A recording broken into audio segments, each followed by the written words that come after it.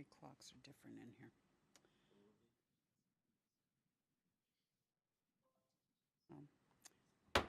Good evening. We will call the meeting for July 17th, 2023 of the Auburn City Council to order. We will begin with a land acknowledgement. We would like to acknowledge the federally recognized Muckleshoot Indian Tribe, the ancestral keepers of the land we are gathered on today. We thank them for their immense contributions to our state and local history, culture, economy, and identity as Washingtonians. Tonight, the Auburn City Council meeting will be held both in person and virtually. Now, if you would all please rise and join us in the Pledge of Allegiance. I pledge allegiance to the flag of the United States of America and to the republic for which it stands, one nation, under God, indivisible, with liberty and justice for all. Thank you. Please be seated. And Sean, will you please call roll? Deputy Mayor J. Rush. I'm here. Councilmember Baggett. Here. Councilmember Baldwin. Here. Councilmember Brown. Here. Councilmember Malenga. Excused. Councilmember Rakes. Here. Councilmember Trot Manuel. Here. Thank you. And council, under announcements this evening, I would like to introduce to you, sitting over with the directors next to Harry is Bob Sturbank of Foster Garvey. As you are all aware, last Friday was Kendra Comar, our city attorney's last day. We have Harry Boucher as the acting city attorney, but we also have put under contract Foster Garvey, and excuse me, Bob Sturbank will be joining us and will be providing legal counsel as well. And Bob, if you wouldn't mind just introducing yourself to our council as well as those in the audience. Sure, thank you, Mayor. And good evening, members of the council and members of the audience. My name is Bob Sturbank. As the mayor said, I'm of counsel with the firm Foster Garvey. For the last 25 plus years, I have focused my legal practice in municipal law. Most recently, I was the in-house city attorney for the city of Snoqualmie for nearly 10 years. And I've also served as the city attorney for Federal Way, Olympia, Mercer Island, Lake Forest Park, the town of Hunts Point, and the city of DuPont since approximately 1997.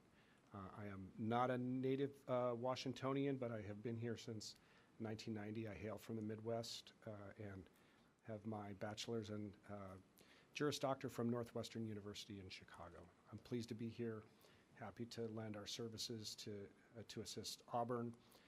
And I will also be assisted by Steve DiGiulio, senior counsel at Foster Garvey, who many of you know, I think, from past matters, and himself former city attorney in Kent and Puyallup, as well as Kennan Williams, who has served as city attorney for Kenmore and Pacific. So we've got a deep bench, and we're happy to help. And it's nice to meet you all. Great. Thank you, Bob. Sean, are there any agenda modifications this evening? No, Your Honor. All right. We will move to audience participation. This is the place on the agenda where the public is invited to speak to the City Council on any issue. The public can participate in person or submit written comment in advance. Participants can submit written comment via mail, fax, or email.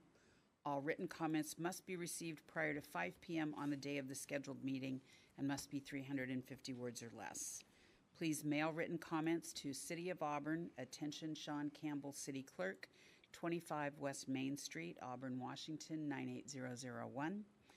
Please fax written comments to attention Sean Campbell, City Clerk, at 253-804-3116, or email written comments to publiccomment@auburnwa.gov.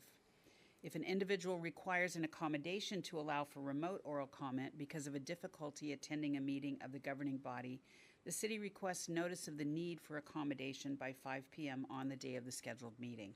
Participants can request an accommodation to be able to provide remote oral comment by contacting the city clerk's office in person, by phone at 253-931-3039, or email to publiccomment@auburnwa.gov. Sean, did we have anyone wishing to provide remote comment this evening? Not remote comment, Your Honor, no. All right. Did we have written comment? Yes, Your Honor, we did. Beverly Windsor expressed concerns about crime in the city. We had written comment from Brianna Kennedy expressing concerns about paid administrative leave.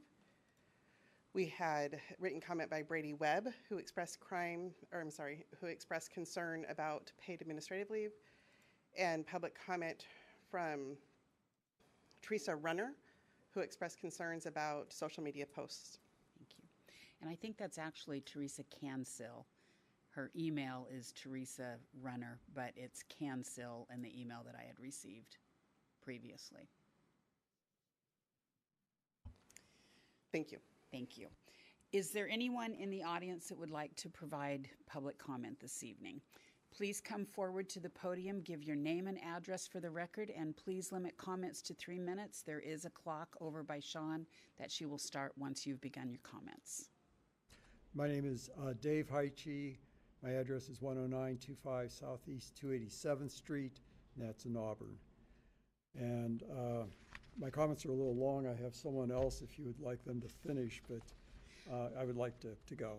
You get 3 minutes, so as much as you can get done in those 3 minutes. My name sir. is Dave Heiche. I'm treasurer of Crestview West Water System. We're a 50-family nonprofit community well located on either side of Olson Canyon, north of the Lee Hill area. We were in unincorporated King County until we were annexed into Auburn in 2008. We were at public meeting before the annexation, before we voted. We were told that we'd save money every month. We were in Auburn over what we were experiencing in King County in details that weren't disclosed. The savings assumed that we were getting our water from Auburn at non-resident rates, and it would drop significantly when we became residents. That obviously wasn't the case with us, as we're on a community well. Further, in 2016, Auburn required us to get permits and use bonded contractor to repair leaks in the pavement. This required us to pay about $8,000 per leak in the pavement. Previously, we're paying $2,000 or less because we could do much of the work ourselves. 2019, we were required to do a grind and repave on either side of the penetration. That increased our cost to about $8,000 per lane. Penetration. We're an old system. We're a small system. We have limited resources. Our mains were installed by the developer, the vast majority of them in the early 60s. We're now getting 1 to 2 leaks per year, whereas a decade ago we had one every 2 or 3 years. We've accumulated a significant surplus over the decades.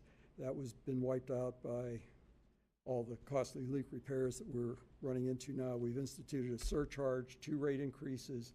Rates have gone up significantly. We decided to pursue a waiver through the city of Auburn to not have to do the grind and repave.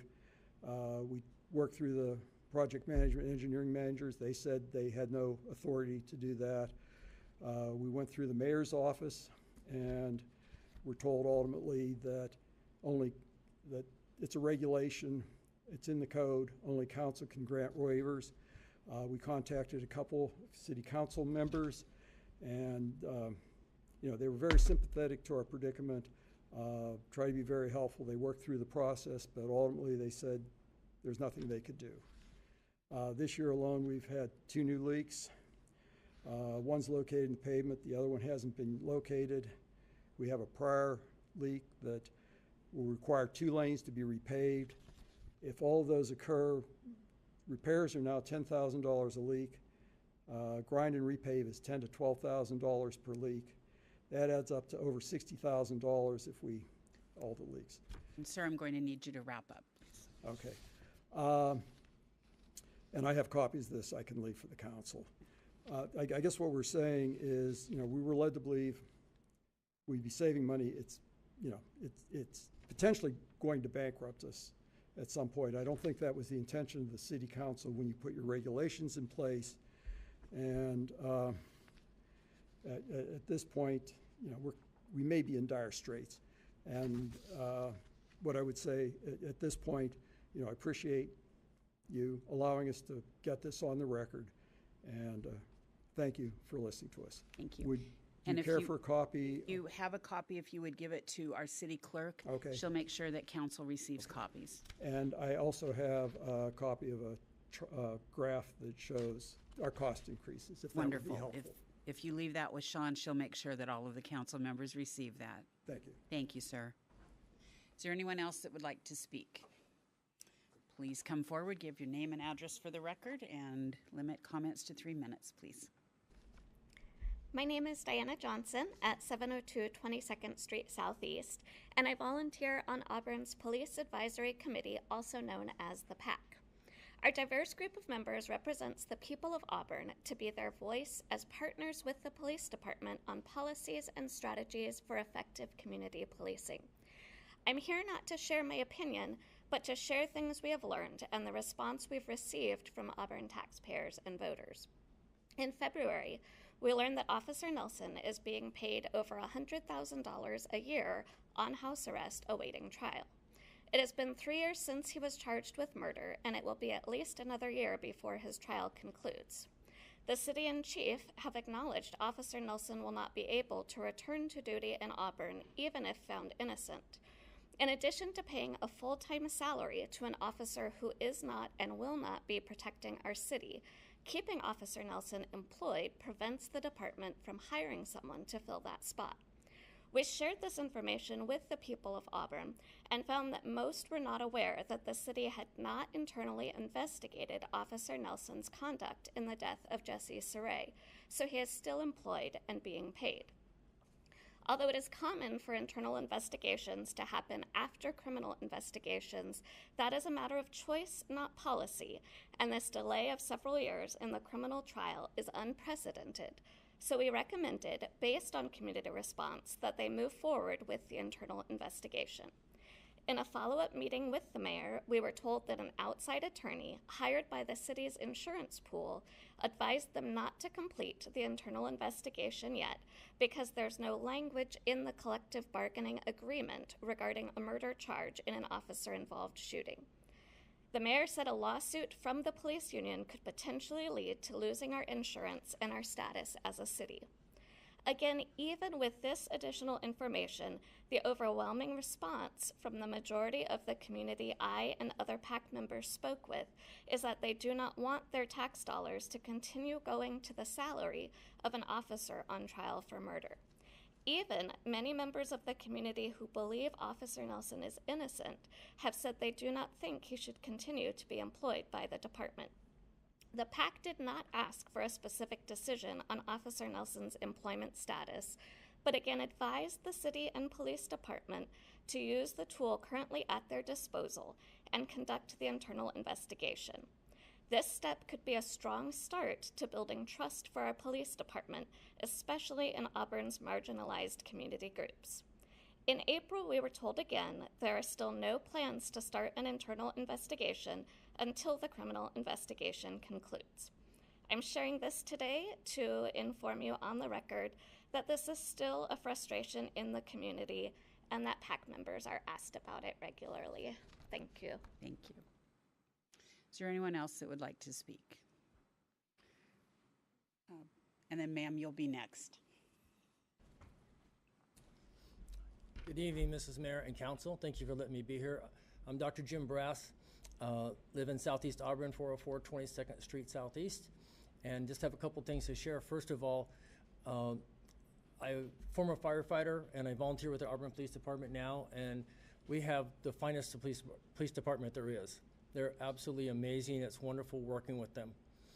Also have a compliment about Parks and Recreation. Our youngest daughter is 33, Down syndrome, and they provide so many wonderful programs for them and other kids, and we're just delighted the level of care and the education that the people in Parks and Rec have.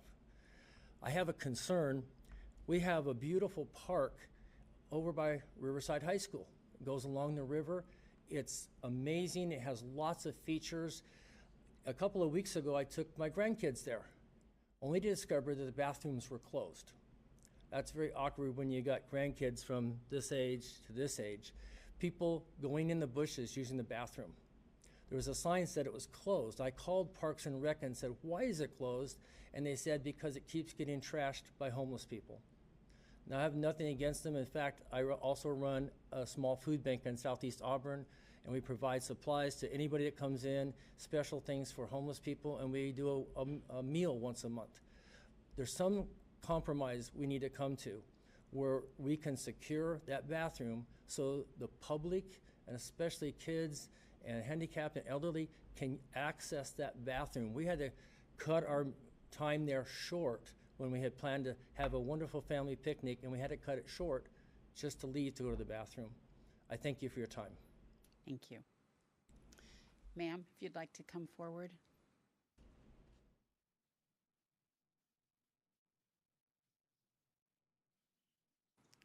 She's in the back.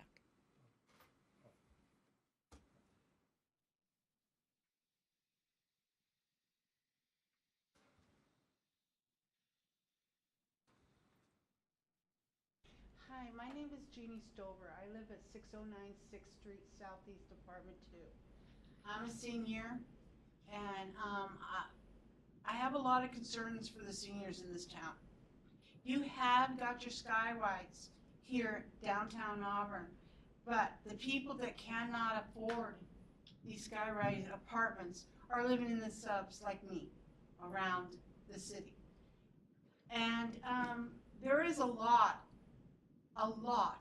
of criminal activity going on constantly. Down my street, it's not even a half a block away, there's a halfway house. There's people trashing our whole down F Street. People pooping on the sidewalks. People trashing everything. The other day, somebody had fun with a cake and tossed it all over the road. We've got to do something for the seniors. I can't get around on sidewalks and stuff and all that stuff. Mostly the underpass area where they have little paths they go through. And they have their little houses up there that you guys don't even see. I've been broken into. I've been harassed. I have been neglected as a city of this Auburn. I've been here living in Auburn since 1983. I have a house on 6th, but I can't live in because I'm disabled. I live in an apartment, and I'm about to be homeless myself because there is no real place for seniors that are for low income. And I feel like you guys need to pick up the slack a little bit more. This downtown thing is great, but all 7 cars were broken in just the other night, here in downtown Auburn, right a block away from you guys. Your cops are not doing anything. I've called about a man that was shooting up and passed out by gross yelling. Told me to go home. Never contacted me anything about it. I've called about being harassed by homeless. I can't go into Safeway much because there's homeless piled, trash, poop, everything. It's just overwhelming. Your town is went to crap, and the seniors has suffered. Thank you. Thank you. Is there anyone else that would like to speak? Please come forward, give your name and address for the record, and limit comments to 3 minutes, please. My name is Ashley Calkins, and I live on 304 L Street Southeast. My apologies, I'll try to keep this quick because it's probably low priority in the grand scheme of things, but I'm new to city politics. I just wanted to mention for the city council, because it looks like you guys are in charge of like approving building and that kind of stuff and what things look like down here.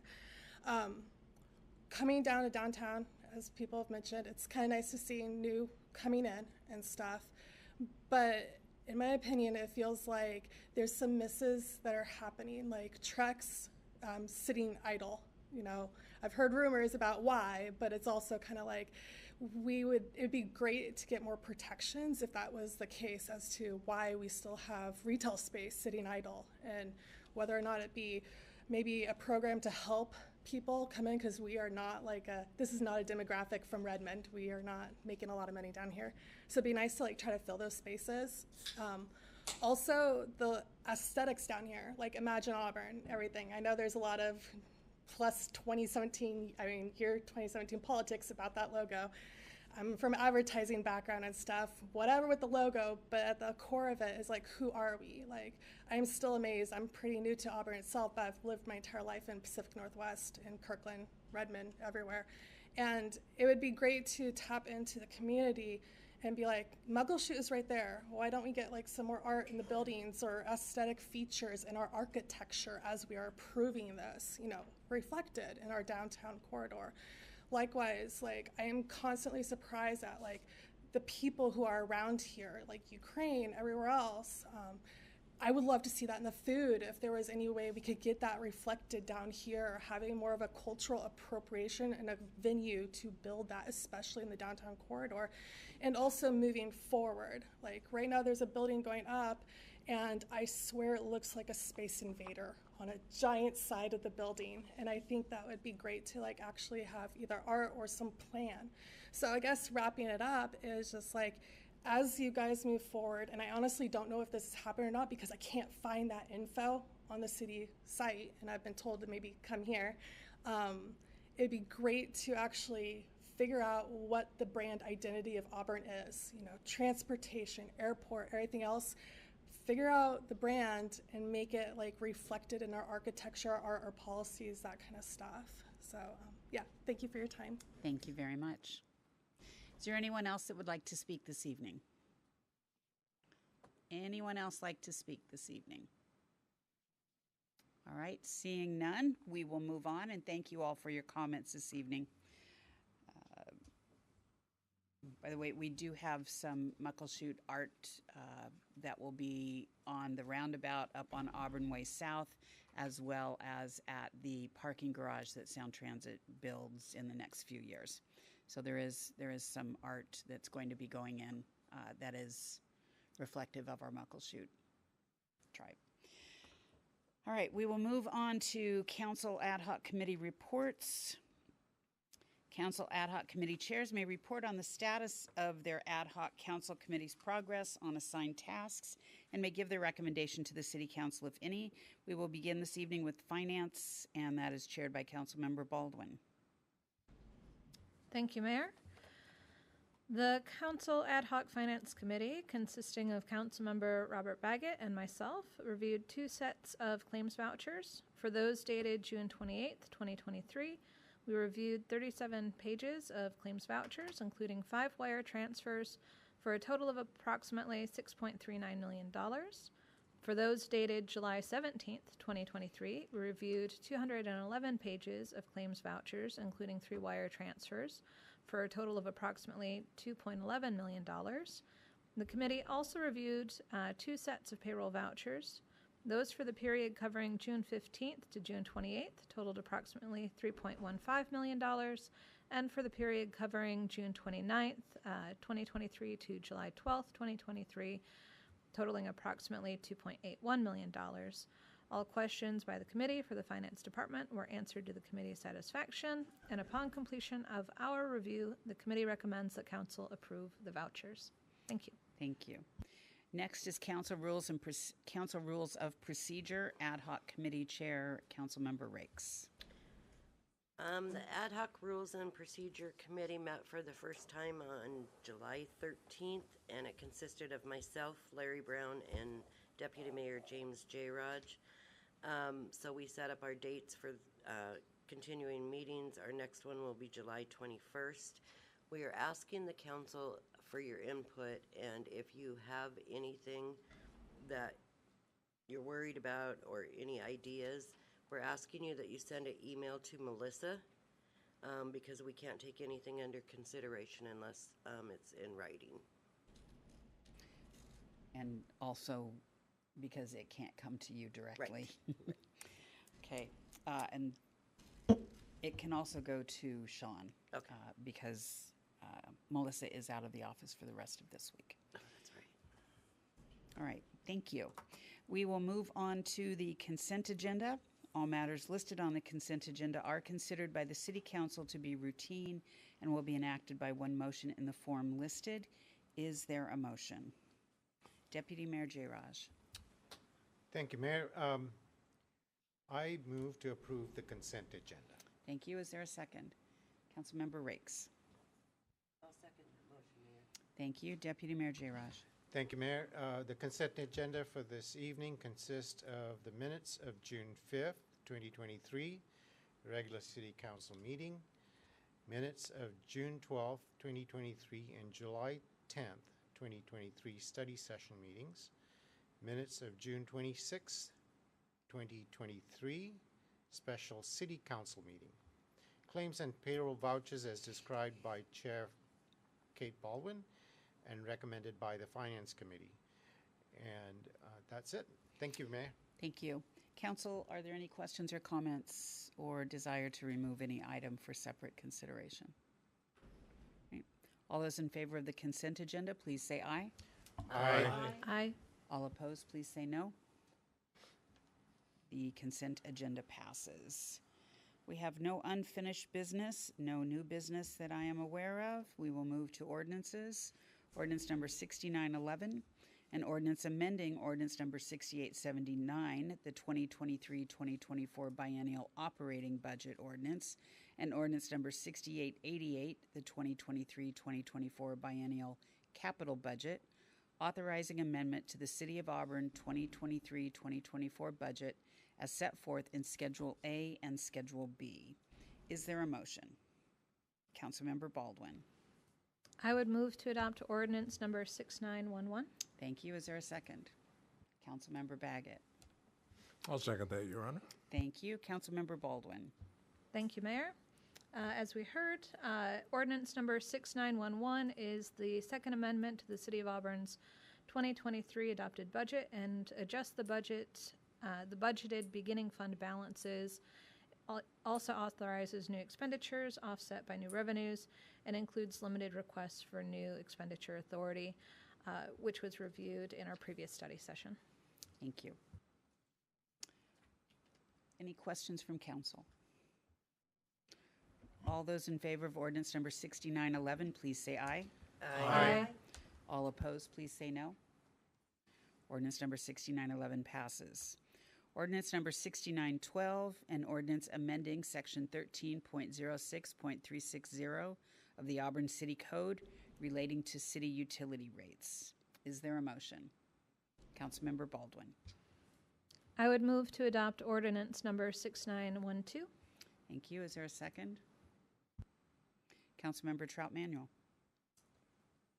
I'll second that, Mayor. Thank you. Councilmember Baldwin. Thank you, Mayor.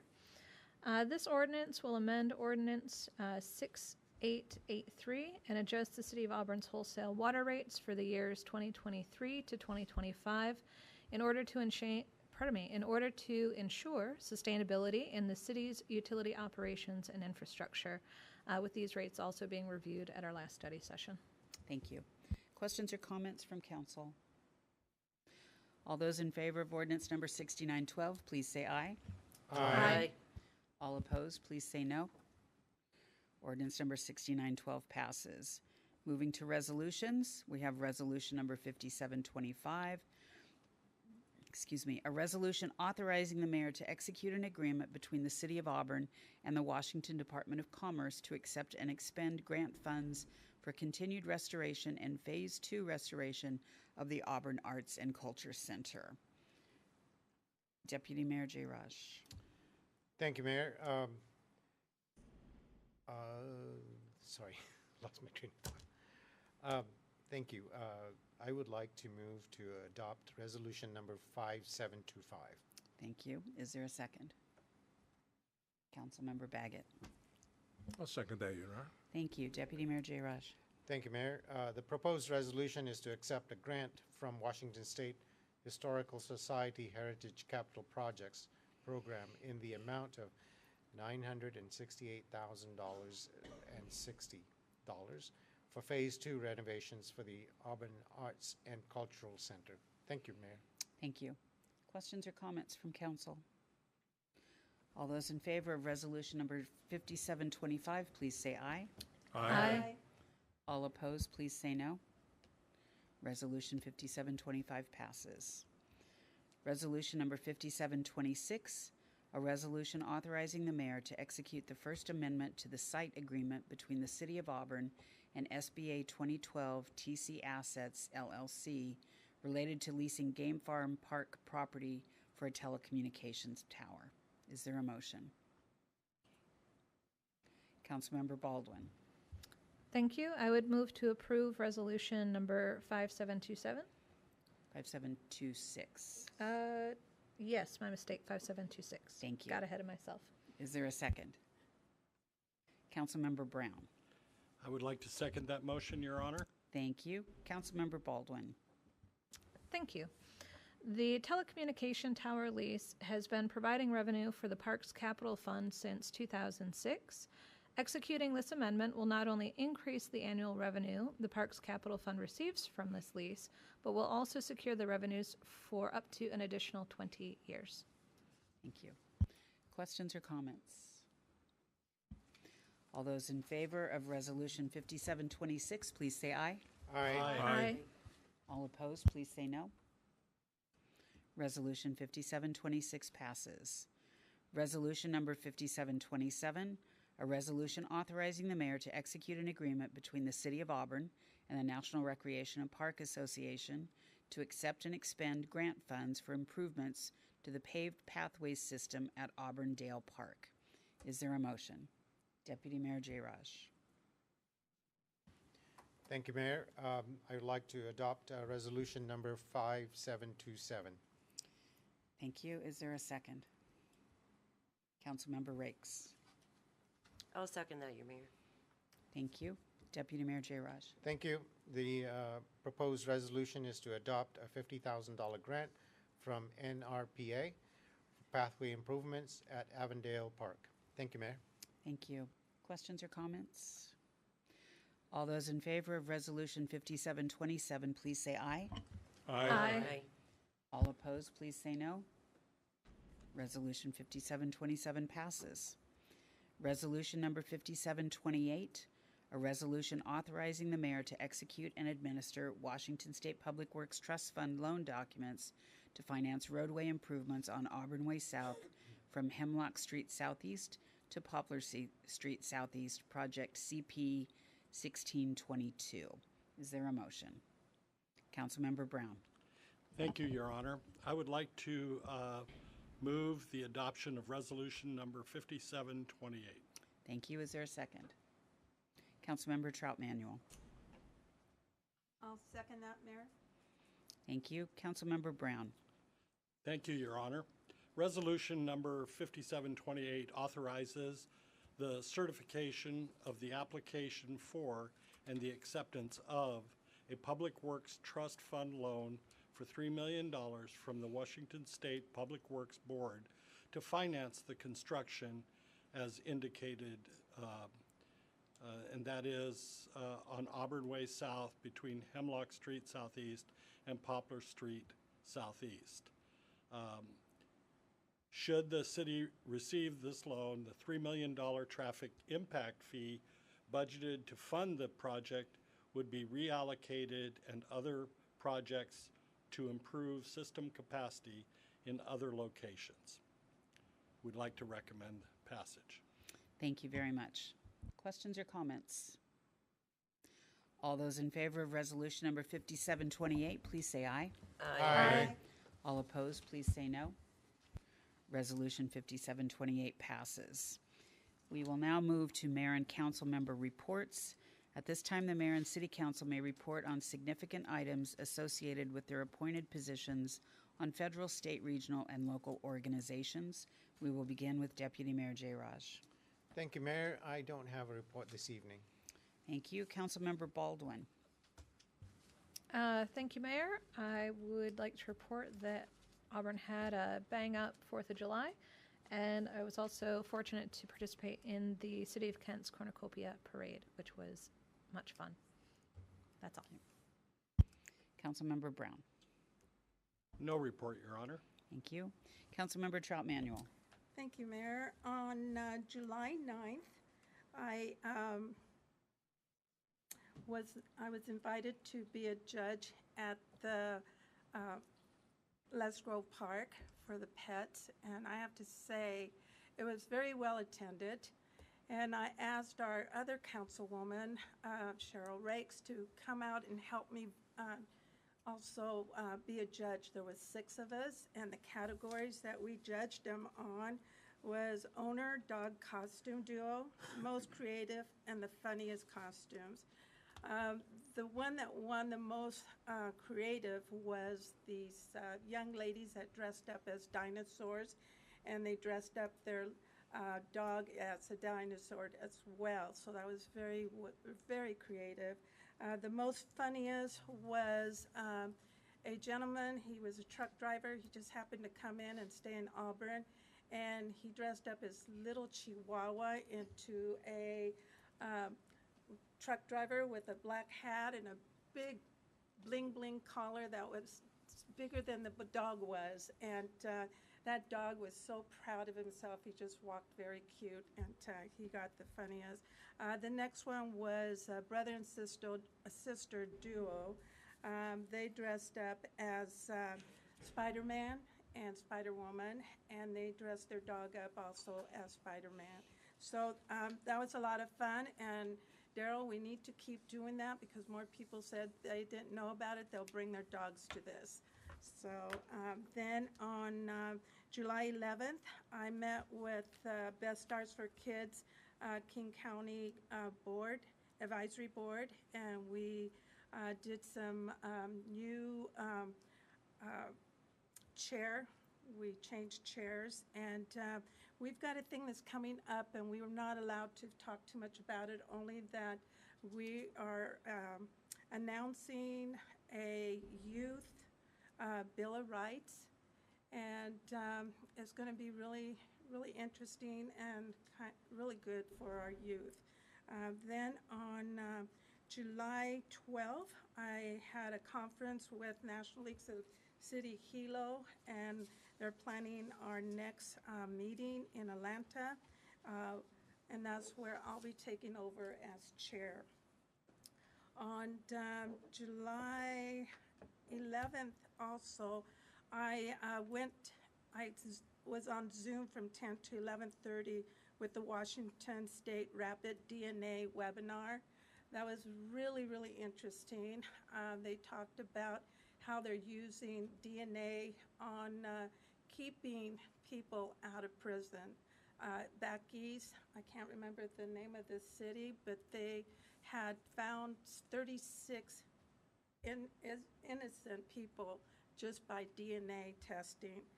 In Yakima City, their police chief from Yakima City talked about how they're using the system also, since Yakima is a very high area for crime.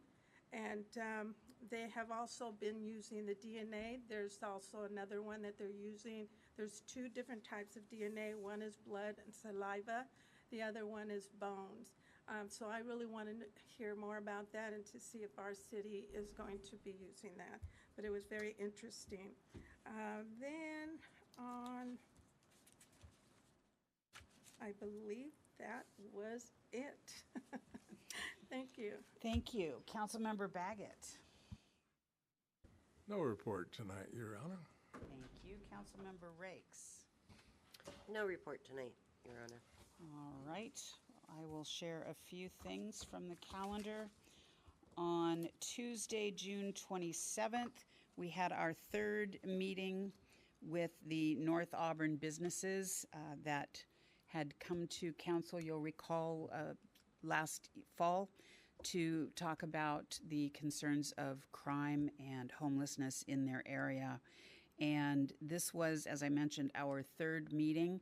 There were only 3 merchants that showed up, and those that did show up were very appreciative of the improvements that they have noticed in their area. We will continue to host those meetings.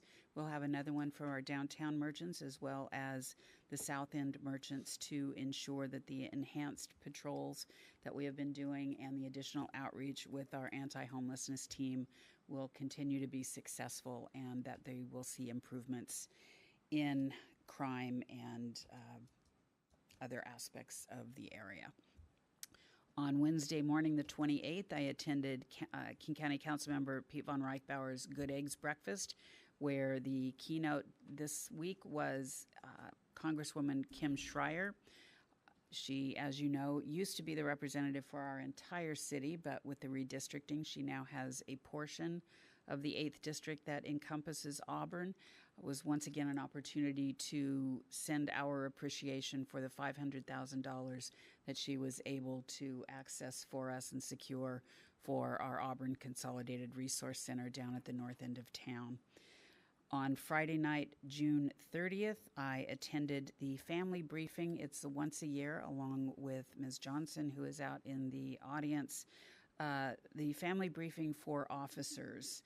And it was facilitated by our officer wellness coordinator, Angel Ogundo, and there were opportunities to learn more about the psychologist that is on retainer by the City of Auburn for our officers, as well as massage therapy and other opportunities for officers and their families.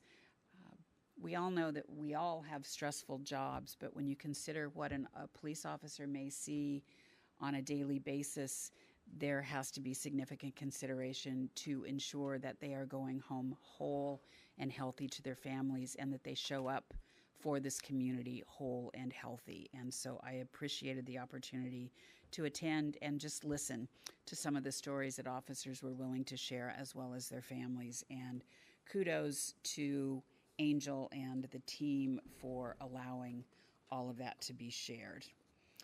On Monday, July 3rd, along with our anti-homelessness director, Kent Hay, and our anti-homelessness coordinator, Drew, we toured Quixote Village in Ording. That is a tiny home village that is for veterans and those with disabilities. It is 28 individual homes that are roughly 130 square feet, which doesn't sound like a lot, but when we were able to go into one, there is a bed, a desk, a shower, a bathroom, a refrigerator, a microwave, and a sink. And we were able to talk with some of the residents who truly think that it was a life-saving opportunity for them to have housing there. If they are so able, they pay 30% of their income for rent. If they do not have an income, they are there free of charge. It is a model that I think may deserve some additional attention by the City of Auburn. Not always been a fan of tiny homes, but the way that Quixote Village is ran was something impressive and something that we will continue to look into. And on Thursday, July 6th, I convened the city mayors and police chiefs for Auburn, Federal Way, Kent, Renton, and Tukwila to talk about juvenile crimes in our respective cities. As we know, there has been an uptick in juvenile crime, and we want to work with our partners, with King County prosecutors, with the state legislators to ensure that our entire community can feel safe and be safe, not just a perception of safety, but actual safety. And so we are gathering data on the types of crimes that are being committed in our respective cities.